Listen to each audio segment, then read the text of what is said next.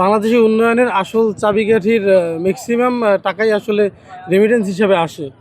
তো আমরা আসলে আজকে রেমিটেন্স যোদ্ধাদের এই ইফতারি দিতে যাচ্ছি। এই জন্য রেমিটেন্স যোদ্ধারা বাহির থেকে দেশে কষ্ট করে বাংলাদেশে আসার পরে পা দেওয়ার পরেই যখন আমাদেরকে দেখবে যে তাদের জন্য একটা সুন্দর ইফতারি নিয়ে আসছি, তাদের মনটা উৎফুল্লে ভরে যাবে।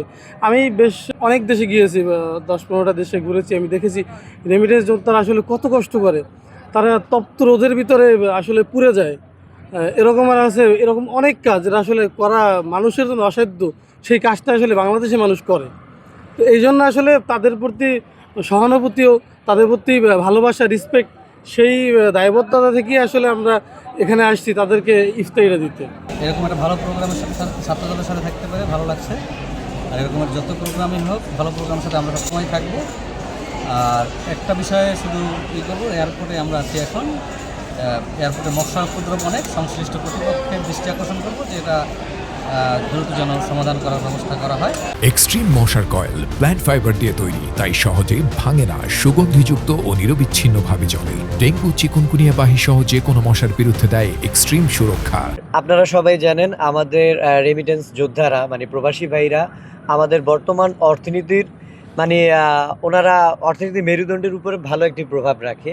ওনাদের পাঠানো রেমিটেন্সের উপরে আমাদের অর্থনীতির মেরুদণ্ড সচল হয় কিছু।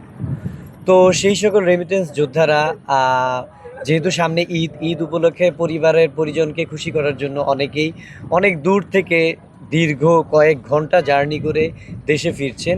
তো আমরা বেসরকারি বিশ্ববিদ্যালয়ের ছাত্রদল একটি উদ্যোগ নিয়েছি, তাদের পাশে আমরা সামান্য ইফতার এবং ঈদ উপহার সামগ্রী এবং গোলাপ ফুল নিয়ে এসেছি, তাদেরকে একটু বরণ করে নিই। আজকে আমাদের এই উদ্যোগটা হচ্ছে এইভাবে করে। এবং এই টাকাগুলো ম্যানেজ কিভাবে হলো? নিজেরা করে কিভাবে? এই টাকাগুলো ম্যানেজের বিষয়টা হচ্ছে কি, আমরা এটা শুধু এবছর করছি এরকমটা না, গত বছরও করেছি। আমরা স্টুডেন্ট পড়াই, আমিও একজন স্টুডেন্ট পড়াই, আমরা সবাই অনেকেই হচ্ছে এখানে স্টুডেন্ট। তো তাছাড়া হচ্ছে ফ্যামিলি থেকেও আমাদেরকে সামান্য কিছু শপিংয়ের জন্য কিছু অর্থকড়ি দেওয়া হয়েছে।